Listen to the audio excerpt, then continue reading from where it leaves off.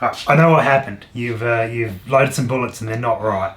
It's alright, we got you covered. We're going to show you how to pull them and move on with your life.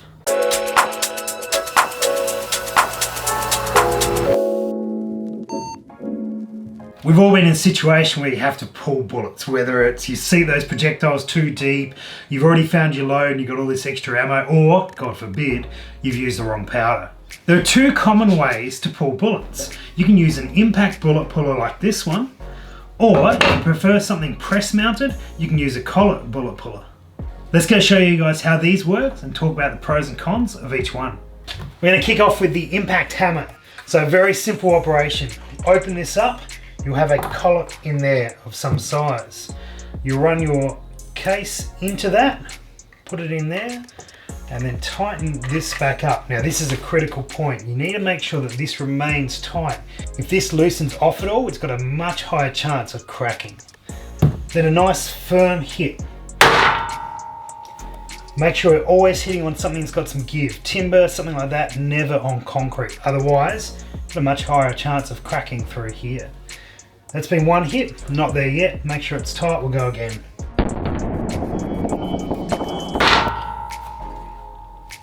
And we're out. So it'll retain all of that in there. We'll grab the case out with a primer and then grab the pan there. We'll be able to empty out the powder and the projectile. And we're done. You grab another case and you would repeat. One other little trick, these collets aren't brilliant. The rubber can come off, they can bend around, they can snap. You'll find that a shell holder works really well also depending on the model of impact hammer you've got.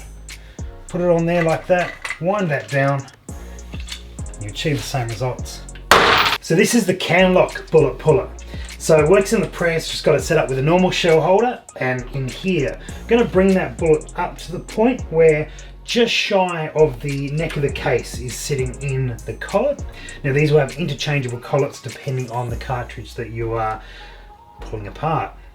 As that comes into that position, we pull this handle over until it's tight, then use the press to pull the case back down, and we should be able to get that bullet out.